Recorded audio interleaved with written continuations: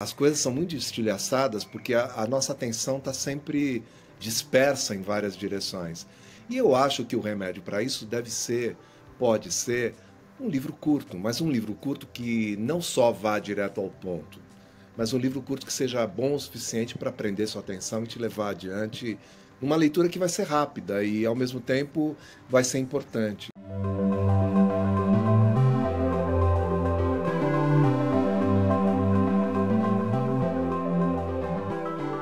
Nesse episódio do podcast do Publish News, os jornalistas, escritores, amigos e agora editores, Cadão Volpato e Bernardo Azenberg, compartilham um pouco das suas trajetórias no mundo da cultura e da literatura, discutindo a criação da editora Seja Breve.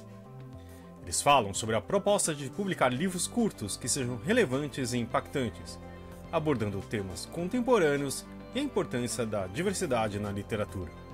Além disso, comentam sobre os desafios e oportunidades do mercado editorial atual, destacando a busca por novos autores e histórias significativas. Esse podcast é um oferecimento da MPB América Latina, Um Livro e Câmara Brasileira do Livro. Este é o episódio 369 do podcast do Publish News, do dia 5 de maio de 2025, gravado no dia 30 de abril. Eu sou Fábio Errara e esse episódio conta com a participação de Bia Sardinha. E não se esqueça de assinar a nossa newsletter, nos seguir nas redes sociais, Instagram, LinkedIn, YouTube, Facebook, TikTok, todos os dias com novos conteúdos para você. E agora, Cadão Volpato e Bernardo Azenberg. Queria agradecer aqui a participação do Cadão e do Bernardo. A gente estava batendo papo que a gente já se esbarrou em outros lugares aqui. E digamos que vocês têm algum caminho já, antes de falar da Seja Breve, eu acho que seria muito legal também vocês contarem um pouco dessa trajetória que, não me entendam mal, mas já tem algum tempinho já, né? Então acho que vale a gente dar uma passada. Chamou a gente de velho, né? Entendi muito bem. Etarismo. Ah, não, quem sou eu, né? Quem sou eu? Olha o cabelo branco, né? Já que você estava com a palavra, acho que era legal você começar, pode ser? Pode. Bom, você quer que eu fale da minha trajetória, é isso? Tá, é rápida. Eu, na verdade, olha, eu tô nessa área de cultura há 40 anos, talvez um pouco mais até. Sempre foi minha área, né? Então, eu já trabalhei em vários jornais, Folha, sei lá, trabalhei na Veja, trabalhei na Época, em várias revistas. Editei uma revista de cinema, a Sete, durante algum tempo, foi uma época muito divertida. E a minha carreira de escritor começa em 1995, com o meu primeiro livro. Eu tenho 12 livros. A maior parte dos meus livros é de ficção, mas também tem um de não ficção, que é uma memória sobre os meus tempos de roqueiro, que se chama A Sombra dos Viadutos em Flor. Então, e eu fui roqueiro também, tive uma banda chamada Fellini nos anos 80, e a nossa última apresentação, de certa forma, trouxe a pandemia para o Brasil. Foi em 2020, no Sesc Pompeia, 2 semanas antes do lockdown. Logo, o meu histórico é esse. Não existe mais, naturalmente. Mas, e aí, agora, essa altura da vida, depois de tanta experiência e tantas coisas acontecendo, eu e o Beira nos reencontramos. A gente se conhece há 40 anos, né, Beira? Talvez mais, né? É. E aí a gente se reencontrou e é isso. Aí apareceu essa editora. E você, Bernardo? Tipo, tem também um caminho. Eu segui um caminho semelhante ao do Cadão. Trabalhei como jornalista desde 1977. Passei também por vários veículos, Última Hora, umas revistas especializadas. Passei pela Folha de São Paulo por mais de 20 anos. Passei pela Veja também. A última função como jornalista foi como ombudsman da Folha de São Paulo, né, de 2001 a 2004. E depois fui coordenador executivo na área cultural do Instituto Moreira Salles e também diretor executivo da COSAC Naif, da editora COSAC Naif, entre 2011 e 2014. E, paralelamente, sempre publiquei desde 89 romances, ou livros de ficção também, contos, isso. Tem aí, acho que são 11 livros. E tem um trabalho também como tradutor, que já fiz traduções de diferentes línguas, idiomas, né? Mais umas 50 e poucas traduções, a maioria na área de ficção, traduções literárias. E como experiência profissional é isso, né? Muito bem. Eu queria perguntar para vocês, de onde veio a ideia da Seja Breve? Foi um encontro de vocês que deu nessa ideia? Foi uma ideia que está sendo amadurecida? Como é que foi isso? Olha, eu e Cadão, como ele disse, a gente se conhece realmente há mais de 4 décadas.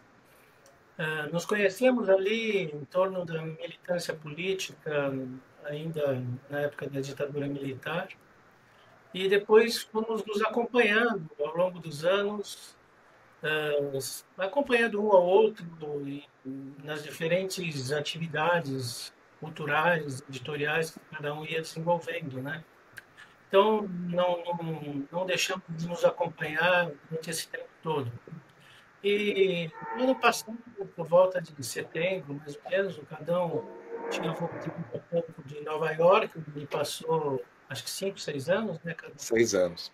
E nos encontramos por acaso numa padaria, no café da manhã, e começamos a conversar, tanto ele quanto eu. Estamos num momento de vida, de idade semelhante, a gente tem uma faixa etária semelhante, e estamos num momento de vida de querer criar coisas novas para nós mesmos e, enfim, para o meio editorial, o meio cultural, de forma geral. E conversando, a gente facilmente desembocou na ideia de fazer alguma coisa juntos. E o que veio naturalmente foi dentro desse terreno que nós dois dominamos, temos experiência e temos, eu creio, condições de fazer contribuições significativas, né? Então, conversamos sobre podcast, conversamos sobre várias possibilidades e chegamos a essa ideia, puxa, vamos, por que não criar uma editora? Uhum.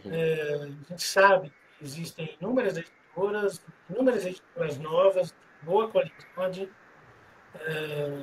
mas a gente aprofundou as conversas e concluiu que a gente teria sim um caminho diferenciado a seguir, né? E foi aí que surgiu a ideia da Seja Breve. E agora estamos encaminhando, portanto, isso já faz desde aquele período, amadurecendo a ideia, conversando com inúmeras pessoas, trocando ideias, né, relendo coisas, pensando no mercado, analisando a situação desse mercado, os novos meios que existem, as novas formas que esse mercado, né, se transmuta rapidamente. E chegamos a essa fórmula que talvez o Cadão possa resumir melhor e por que se chama Seja Breve. É, a ideia, na verdade, ela tem a ver um pouco com um gosto que eu acho que é meu e do Beira também, de formas breves de literatura. Então a gente gosta de conto, gosta de novela e em geral, livros curtos, sabe? Eu, pelo menos, tenho essa obsessão por livros curtos, sabe? Na livraria, a minha tendência é assim, o meu campo de observação cai direto sobre os pequenos livros, entendeu? Eu achei que hoje a gente vive um momento de leitura que é muito fragmentado. As coisas são muito estilhaçadas porque a nossa atenção está sempre dispersa em várias direções.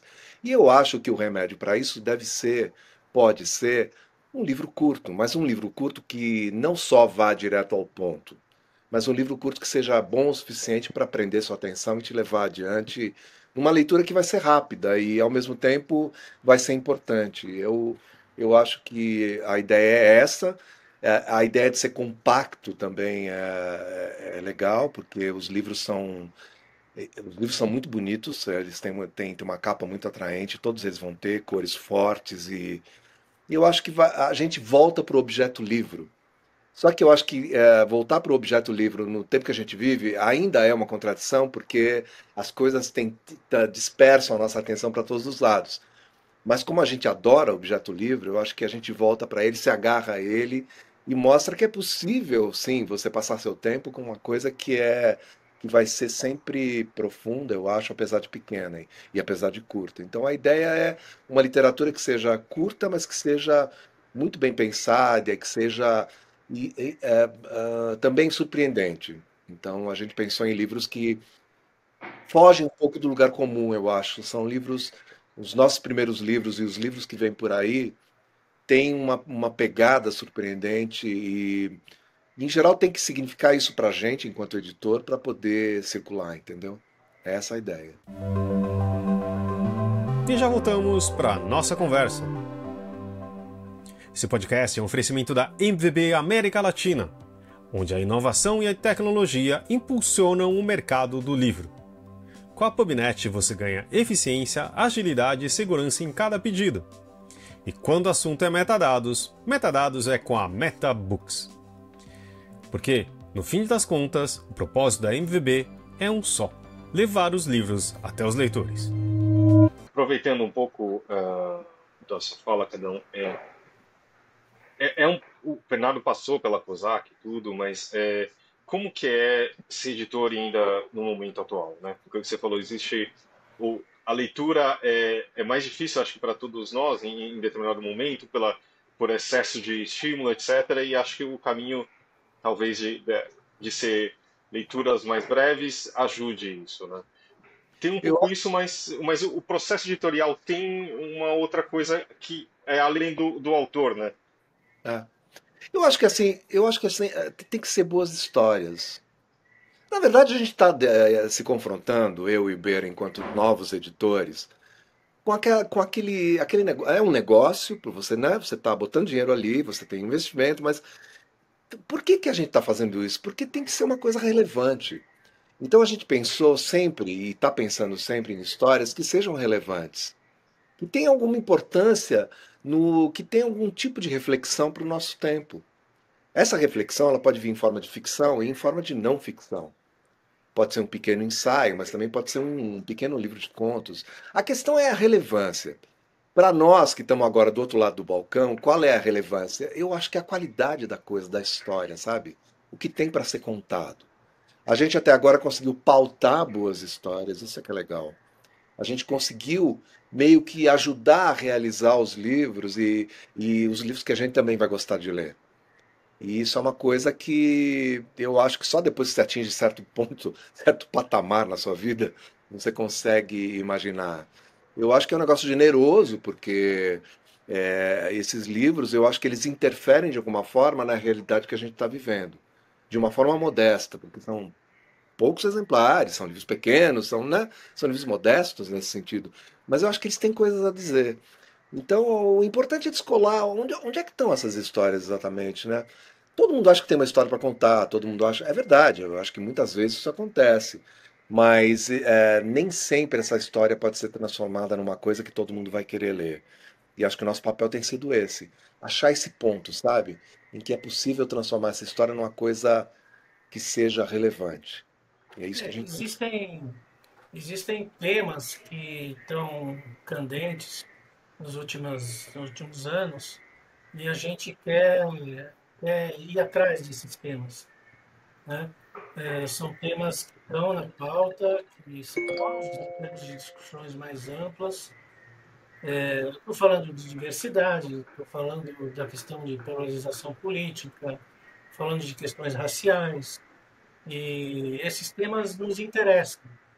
A gente, conversando ao longo desses meses, com várias pessoas também, a gente chegou à ideia de ter livros que podem ter um caráter de intervenção, um caráter de colocar questões, não necessariamente respostas para tudo, mas colocar as questões que, em tese, podem ser as questões que devem ser colocadas, né? Polemizadas, discutidas abertamente, diretamente, né? E os livros que a gente está pautando, nós vamos publicar, desde o início, eles têm essa característica. A gente espera que eles realmente, a partir daí, tenham um impacto legal e apostando em livrarias.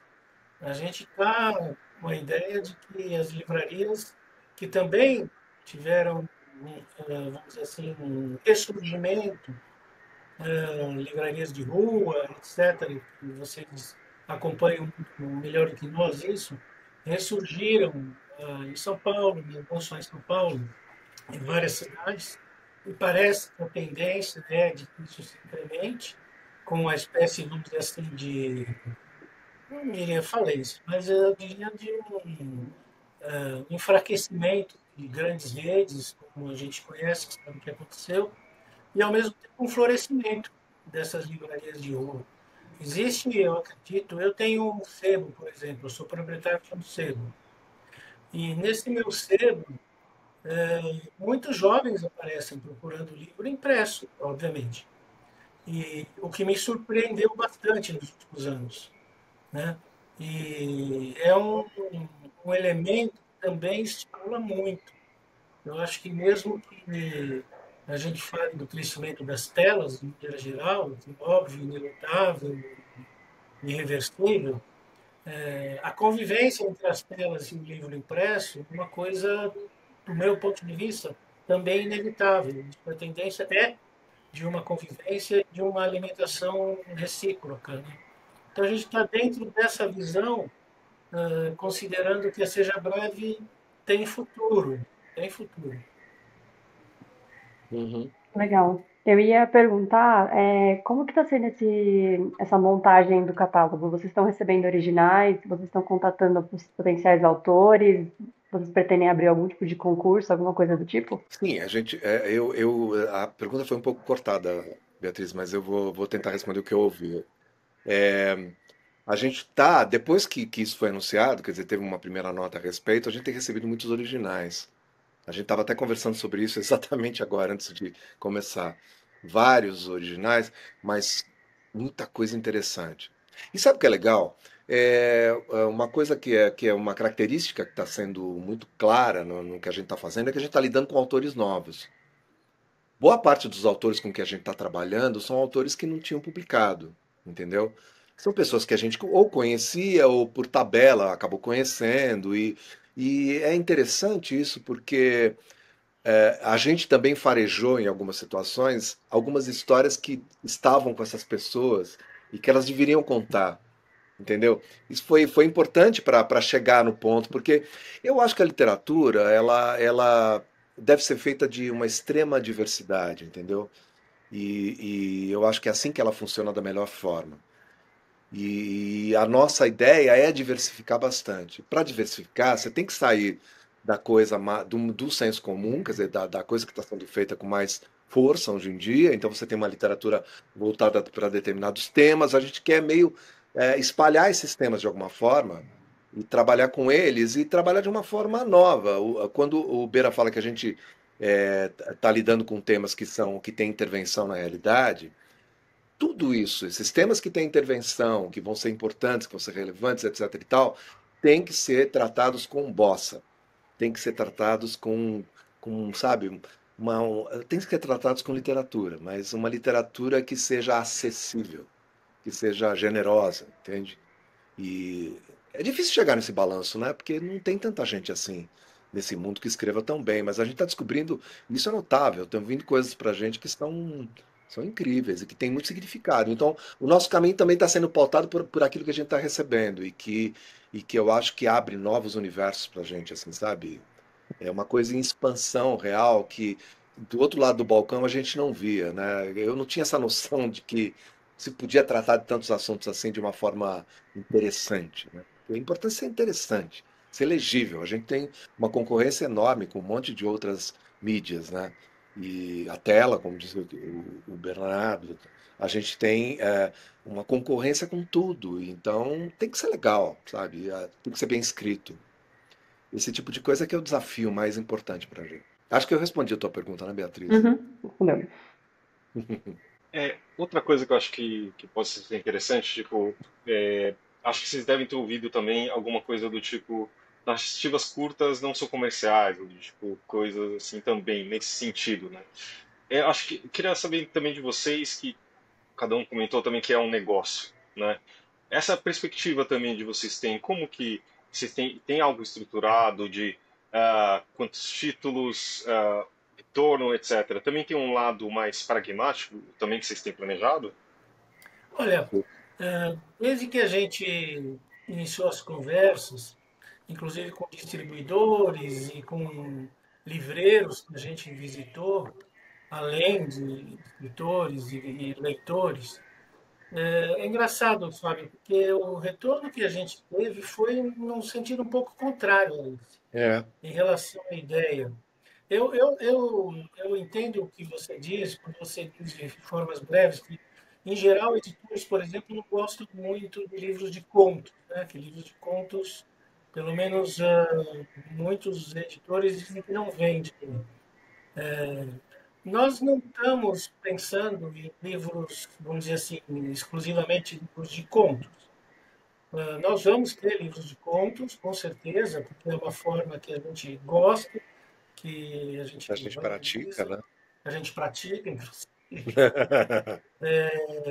Mas quando a gente fala em livros curtos, e aí vale um parênteses, a gente está editando livros que tem um formato 12 por 18, que é aquele formato intermediário entre o bolso, né, o pocket, e o livro mais tradicional, vamos dizer assim. É, uma Então, coisinha mais ou menos assim. a forma Esse é o também, tamanho. a forma também expressa um pouco a ideia, né, claro. E a gente está apostando que com esses temas, né, que a gente já falou aqui, a forma de editar, a busca de autores novos, diferentes, então, esse aspecto de uma possibilidade de livros curtos terem mais dificuldade, então seja superado.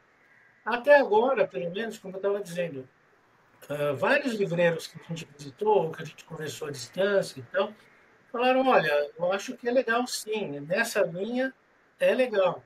O livro, a gente está pensando, como disse o Cadão, são livros chamativos, né, nas cores, nas capas, tem um padrão gráfico, vamos chamar assim, único, no sentido das capas serem todas, digamos, na mesma tipologia, elas têm uma mesma cara, mudando o fundo colorido e o desenho que vai ter sempre nas capas, né?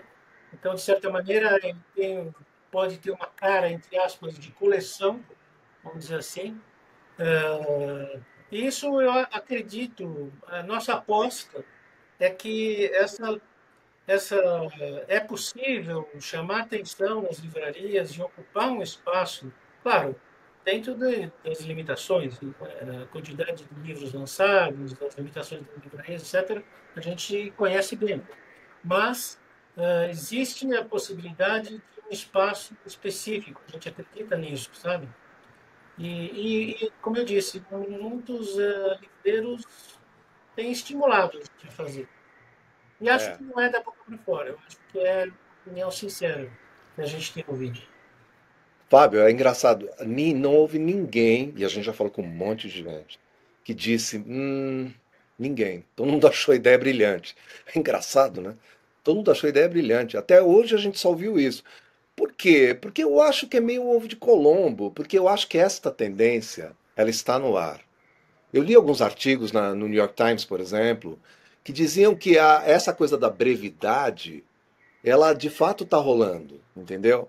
É que é difícil para um editor, por exemplo, que publica tudo quanto é espécie de livro e tem uma coleção de livros pequenos, de livros curtos. É uma parte do que ele oferece. A gente não, a gente está concentrado exatamente em livros dessa natureza, com uma cara muito própria, com uma cara muito particular.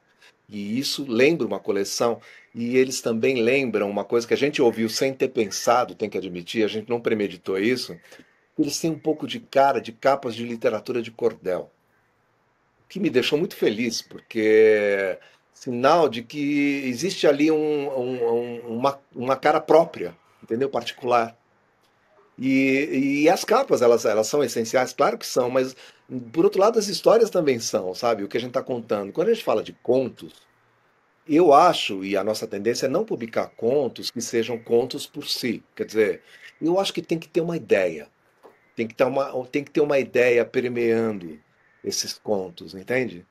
Eu acho que tem que ter alguma coisa que faça sentido. Pelo menos para a gente como editora, entendeu? Claro. Vou, posso dar um exemplo do que a gente vai publicar? Vou falar, Beira, vou adiantar um pouquinho. Claro. Meu amigo Thomas Papon, que é com quem eu compus a minha vida inteira, amigo também há mais de 40 anos, Beira conhece muito bem, é um tremendo músico, um tremendo. Hoje ele mora na Europa, faz uns 30 anos que ele mora na Europa, provavelmente. Então acho que eu conheço ele há quase 50 anos. Ele trabalha na BBC e eu supus, pô, aí tem uma história. Eu acho que um cara que mora há 30 anos na Europa, que construiu sua vida lá, um cara de língua alemã quase original, mas que ao mesmo tempo mora em Londres e trabalha na BBC, conviveu com, sei lá, com os caras da BBC importantes e sei lá, esse cara tem uma história para contar. E cheguei para ele e disse isso, quando estava nascendo a ideia. Isso foi em novembro do ano passado. Thomas, escreve um livro sobre a BBC, sobre a sua vida na Europa, sobre as coisas que te aconteceram. Ele chegou 2 ou 3 meses depois com uma ideia completamente diferente e falou assim: ó, eu vou escrever contos. Ele nunca escreveu nada, tá? Nunca publicou nada. Eu vou escrever contos. Eu falei, tá bom, mas contos, tá bom, mas sobre o que? Ele falou, sobre essas coisas que você me falou, mas são contos. E ele me mandou um livro, e esse livro o Beira ainda não leu. É interessante isso, a gente vai publicar ele provavelmente no segundo semestre, porque eu acho que o Beira vai adorar. O livro se chama O Enterro do Velho Punk. E é uma das histórias que está ali, porque o Thomas é um cara da música, é um cara da. Pô, ele entende de música barbaramente. E ele escreveu um livro que, entre outras histórias, conta a história de um vizinho dele, um punk, um velho punk, que morreu, foi enterrado, e como foi esse enterro. Então, esse tipo de coisa, esse tipo de tratamento, para mim interessa, porque as histórias que estão lá são histórias que eu também não conhecia e algumas que me eram familiares. Mas ali tem uma ideia. A ideia é desse cara que está lá fora e que tem uma imagem do Brasil e também tem uma imagem do vizinho punk e também conta uma história de mistério que ele sempre quis contar sobre a BBC e sobre o serviço brasileiro na BBC e coisas desse tipo, entendeu? Tem um interesse nele que é meio para mim evidente assim e que eu queria apresentar para as outras pessoas. E aí espero que o Beira goste, tenho certeza que o Beira vai gostar, mas é um livro que foi tratado desse jeito desde o começo e como ele, alguns outros livros nossos também trabalham por aí, sabe? E você falou em livros, em números, em quantidades, né? Outro dia eu e o Beira, acho que eu posso contar isso, né, Beira? Que a Quando gente, quiser. a gente pensou assim, pô, quanto tempo a gente tem pela frente, né? Porque a gente começou velho, né? É interessante isso, né? A gente começou velho, com uma disposição de garotos de 20 anos. Eu e ele, eu e o Beira, a gente só pensa nisso atualmente. E aí a gente pensou, projetou o seguinte, pô, o que a gente tem pela frente? Uns 10 anos, no mínimo, de trabalho. Quantos livros a gente vai publicar? Nossa intenção é publicar uns 10 livros por ano, pelo menos. Isso nos dá 100 livros. Então nossa meta são 100 livros. Se passar disso, maravilhoso. Mas não vai ficar aquém, entendeu? Então é essa a meta. A gente não vai ser tão breve assim. A gente quer longa vida. Um outro exemplo, acho importante, de um livro que vai sair também agora. Os nossos lançamentos vão ser a partir de junho, né? Uhum. Comecinho de junho, né? Comecinho de junho. Como disse o Cadão, a gente tem ideia de publicar mais ou menos um livro por mês a partir daí. 12 a 15 livros por ano. A gente está com um relato, por falar em temas candentes, um relato sobre violência doméstica, que é um dos livros que a gente vai lançar, que é de uma autora que passou por isso, é uma espécie de autoficção, e vai muito além disso e que, em termos literários, é muito inusitado e muito forte e surpreendente, mas trata de um tema que é um tema que, obviamente, está na boca de Isso todo mundo. mesmo. Só que trata de um jeito, eu espero que vocês venham a ler esse livro, muito diferente, muito surpreendente. Surpreendente. Não vi nada igual com essa É. época. Quando ele apareceu, nós dois nos agarramos a ele e falamos: Uau, é um Então, belo. são coisas assim que a gente está buscando, né? E ao mesmo tempo é um livro curto, só que é uma, desculpa a expressão, é uma porrada, né? E coisas assim, a gente tem vários lançamentos. A gente está com o lançamento também do Eugênio Gucci, que é um livro que se chama Que Não Se Repita, que é uma espécie de relato diário, romance dos 4 anos do governo Bolsonaro.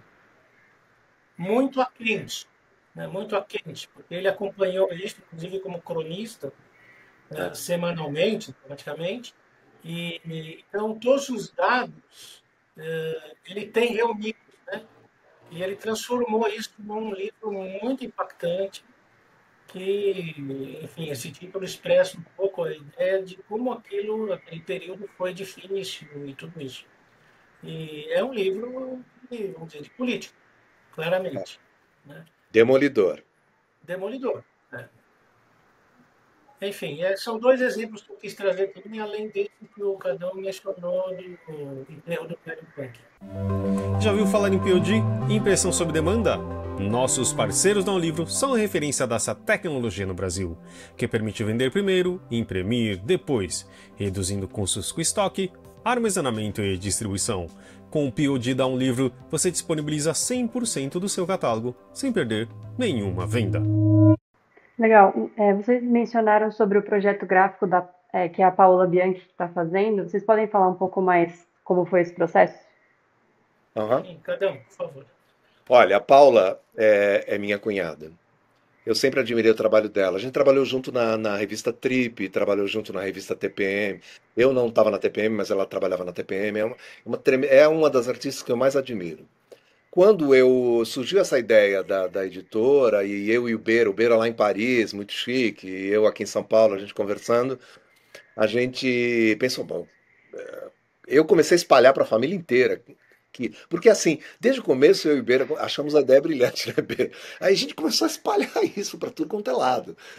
Quando a Paula ouviu, ela ficou muito entusiasmada. Então, ela conseguiu fazer uma coisa que é extremamente elegante, extremamente bonita, e eu acho meio impactante, assim, porque os livros juntos, eles têm uma cara, uma paleta de cores, assim, que são cores meio arrebatadoras, assim, sabe?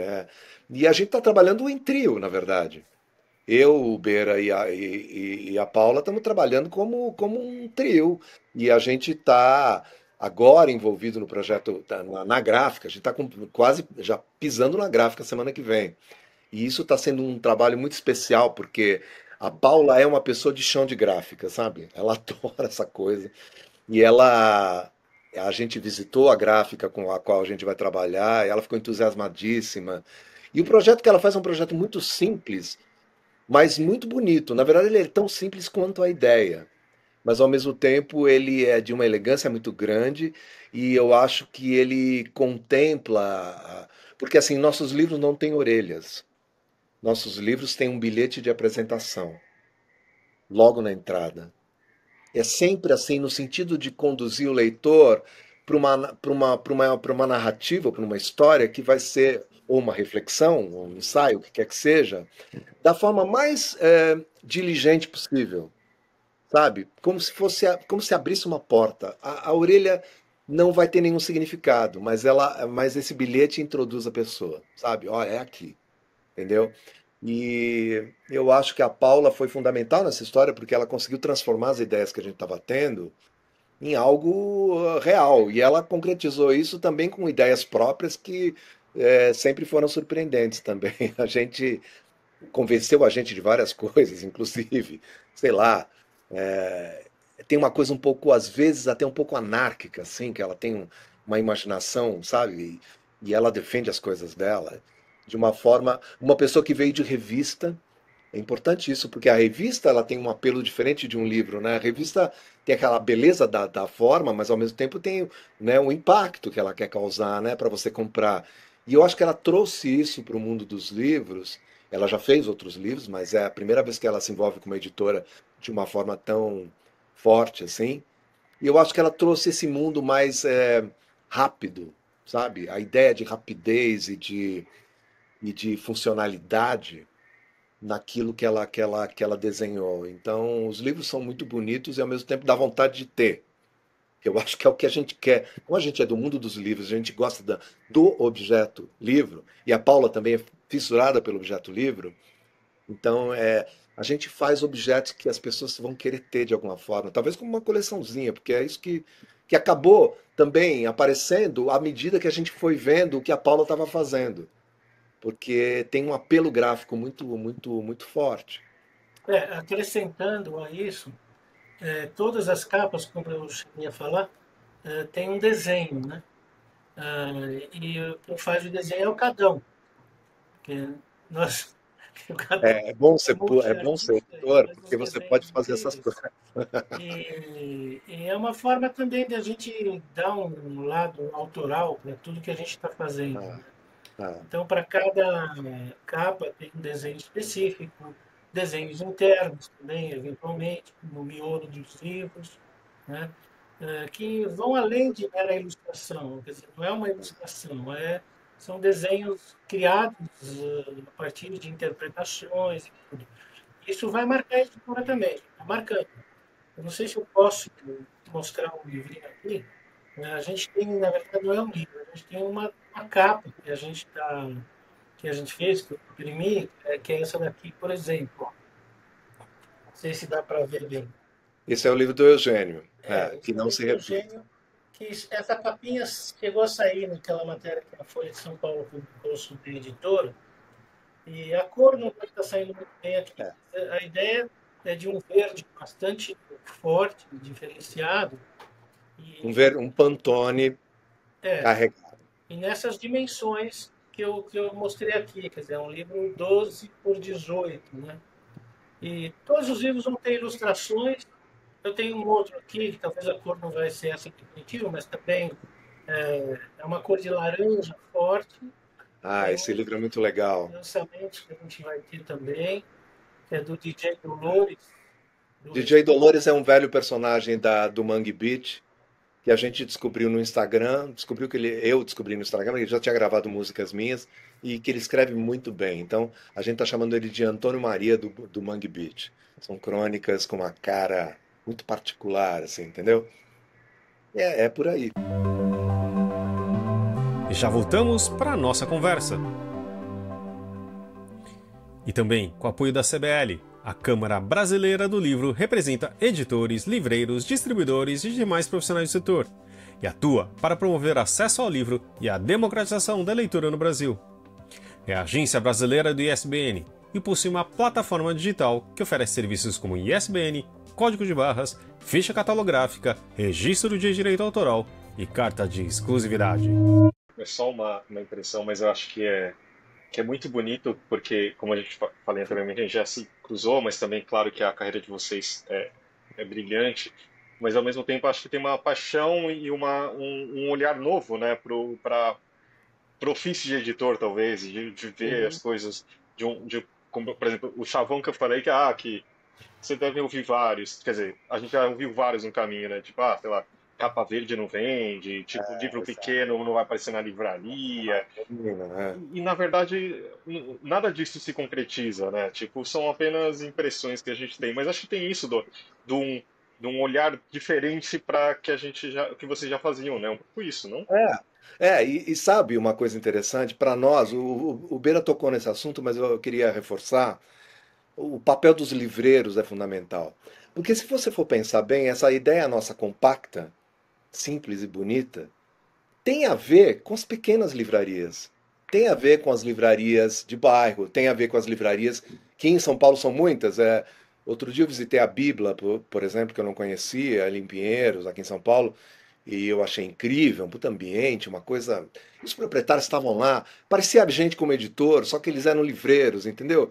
E as meninas, eu conversei com elas e sim, vamos lançar os livros lá, vamos fazer com conversa, vamos. Mas os livros eu percebi, os nossos livros vão cair tão bem ali.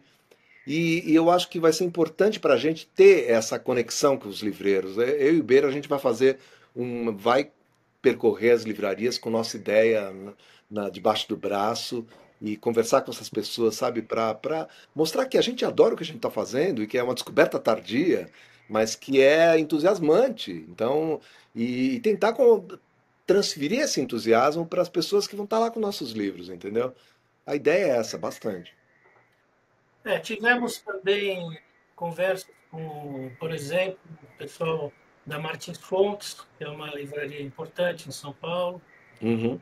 Tivemos um feedback muito positivo da parte deles, isso estimulou bastante a gente. E, e todas essas livrarias, vamos dizer assim, de bairro, de rua e tal, É. a própria livraria da Vila, enfim, Travessa, tem uma série de livrarias muito E importantes. tem a megafauna, é isso. Megafauna, exato. Nossa ideia é diversificar e lançar em vários lugares, entendeu? Isso. O Alexandre Martins Fontes fez um comentário que foi interessante logo no começo. Ele falou assim: tudo bem, e quando aparecer aquela obra-prima de 400 páginas, como é que vocês vão fazer? Cara, essa é uma coisa que vai nos perseguir bastante. Se divide em capítulos, em pequenos livros. Opa! Aí, é por aí. A gente tem algumas ideias, Ou mas pode não ser vai ser um problema. ou pode ser a exceção que confirma a regra, né? Exatamente. Ou vai ser a exceção que confirma a regra. Que nossa ideia é a Seja Breve, é uma editora independente de pequenos, grandes livros de ficção e não ficção. Então, é por aí. Olha, eu não vejo melhor forma de terminar essa conversa, porque realmente acho que encerrando assim, estou muito ansioso para conhecer os livros também, né? Logo, Legal. logo estão aí, e para lê-los muito em breve. Mas antes de terminar, a gente tem só a nossa parte de indicações.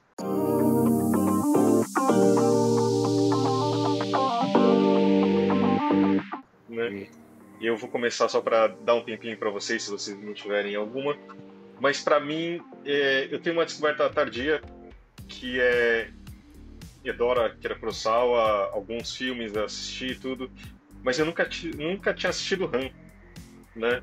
E a minha indicação é muito ruim, porque na verdade, assim, eu assino no MUBI, que aí eu acho que é a minha indicação, que eu acho que assim, é o melhor streaming, sabe? Com certeza. Tem coisas que... tem um problema do streaming que geralmente não tem aquele catálogo antigo, sabe? Tipo, geralmente só tem filmes novos, tudo, e lá tem muitos clássicos, só que ao mesmo tempo filmes independentes, muito interessantes. Só que descobrir Han é um jeito, tipo, muito, de ver filmes de um outro jeito, que é quase teatral, com a trilha em alguns momentos de batalha. É a trilha que tem, sabe? Tipo, e ao mesmo tempo me lembra um pouco aquele teatro japonês tradicional. E tem uns silêncios, os barulhos das pessoas andando com kimono, que você quase sente a seda. E tem uma coisa de exagero, mas também ficou repensando tipo, a coisa do arrependimento. É Shakespeare em outra língua, sei lá. É incrível. Eu não sei para onde vai, mas a pior... porque assim, quando você estiver ouvindo, ele já vai estar fora do catálogo da MUBI, mas de qualquer jeito, eu acho que assinar a MUBI vale muito a pena. Porque tem aquilo, né, Cadu? Tem aquele período, né, que... Tem razão. Mas é que... Sabe aquela coisa? Tá acabando, então eu vou lá ver. Então... Pode crer. É uma boa recomendação. E você, Cadão? O que tem pra gente? Eu descobri hoje que estreia no Netflix o Eternauta.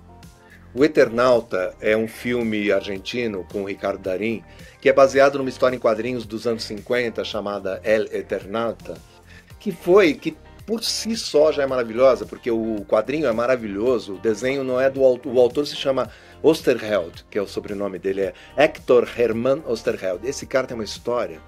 Ele e as 4 filhas e 2 genros dele foram todos eliminados pela ditadura argentina nos anos 70.